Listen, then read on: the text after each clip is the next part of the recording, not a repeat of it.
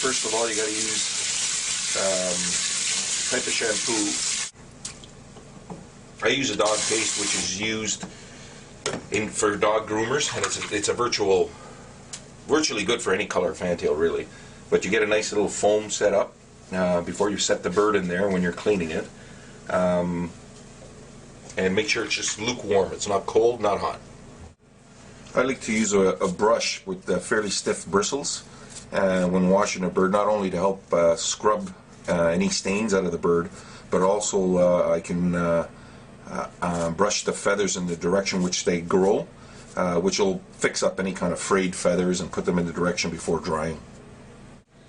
So I'll take the birds and I'll just line all the feathers up so I can get access to each one of them, so I can easily wash them. You can see what I'm talking about, the fraying on the side, the way the feather's not keeping tight. So put them all in order. Birds don't tend to really like this part, but the end result is really worth it. First thing I'll do is I'll set the tail in, and what I'll end up doing is brushing it in the direction of the feather. So what it can do is, you'll see what I mean once I lift this up. All the feathers are in line, and what happens is the fraying, once dried, will join up together again. So you just scrub them in the direction that they lay. Try to make sure you get both. The underside will get washed just by sitting in the water. In case you have stains, I would just rub it through with your finger. And basically make sure it's thoroughly soaked and every feather gets it evenly. The next thing I'll do is I'll usually get the underneath nice and wet, around the wing area, underneath by the vent area. Get that nice and soaked. Again, you don't have to drench the bird entirely. It's totally up to you. It just makes a longer process to dry them. But this is what I'll do underneath on every single bird that I'll show.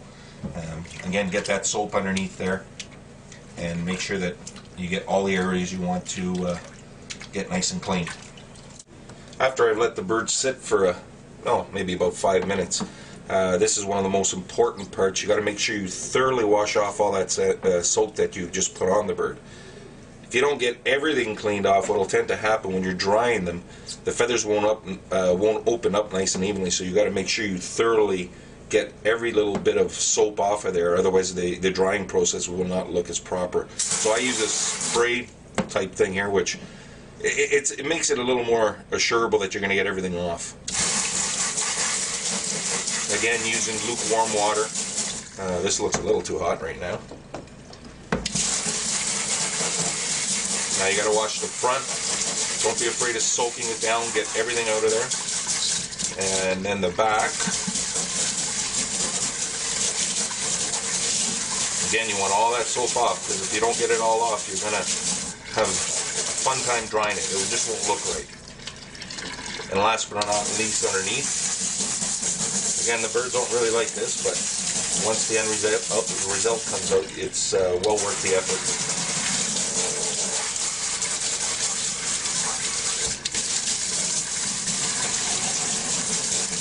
That'd be it. Quick little shake of the feathers. Put them in the direction that you want them to dry. And you're on to the next step. Like I said, they don't like this part of it. I'll let them sit in there, just drip dry a little bit before I get to the drying process. Next thing I'll do is, I keep saying about this direction that they all travel. As you can see, I'll take all the feathers and basically, keep them nice and tight. You pull them basically in their direction, which is towards the rear. And then I'll take a towel and just get any of the excess. You don't need to do that all with the blow dryer. Just get most of that water off. Quick wipe, again, in the direction that the follicles on the feathers travel, basically. As you can see, they're tightening up.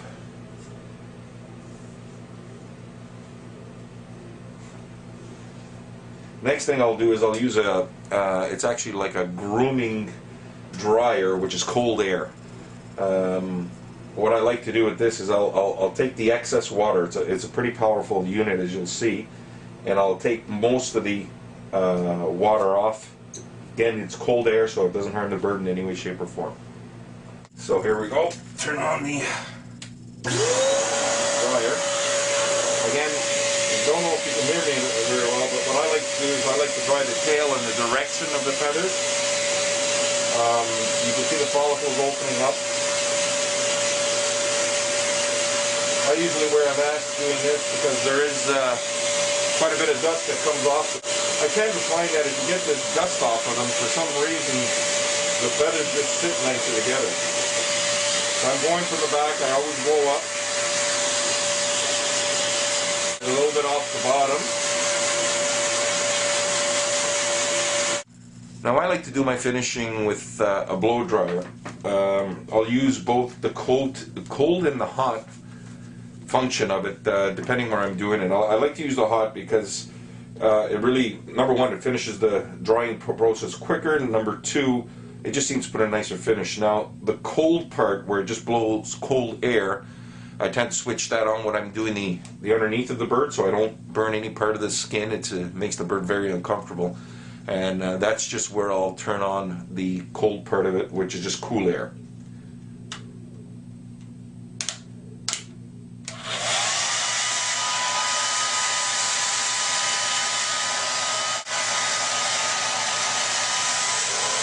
For the wings, I tend to like to open them up a little bit, gently place them on your lap.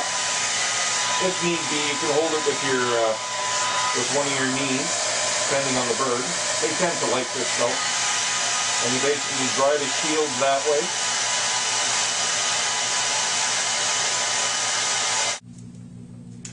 I also like to pull the flights tight together because there's a lot of birds that cannot stand across flights. So when you're drying them, again, pull them in the direction that they travel, keep them together, and as you dry them up, these will open up nicely. Also, when you're playing with the bottom, take the feet and just roll them back, just like you were going to be lacing a bird. And again, onto the cool function, and blow dry the bottom.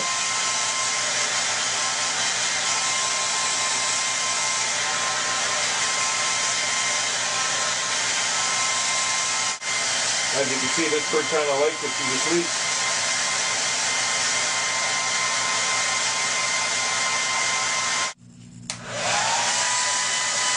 You can see how nicely they're starting to open up. Nice, tight, clean. They got a nice sheen to them right now. Nice little bit of a shine. Sorry, not a sheen. And the way the feathers are opening up, nice, tight. And those earlier sprays that we saw on the tail were gone. So when you're lacing these birds up and the feathers are going one on top of the other, you'll have a nice, smooth, clean tail with no breaks in it. A little bit of patience takes a long way with the appearance of the bird. It's basically what you put into it. Now lacing this bird up, as you can see right here, that's going to be a pin feather that's actually blood in it. Very, very, very important to make sure that that feather's in the back, not only for the appearance, but if the bird tends to push on that, it's going to hurt the bird, and it's just not going to perform properly. It's going to feel discomfort with that blood feather. One neat thing that this is going to help you out is when you're blow drying underneath here, a good sign of health is just to look at the meat, the skin color actually. It's a dark, it's almost like a burgundy color. It'll also show you the health of the bird in the sense that, you know, if it's the skin is more pale, it's lacking some vitamins or a little bit anemic. So it's a good time just to give the bird a once-over. Good way to see if you got any little creatures in there too, so if they have to be cleaned for lice and whatnot.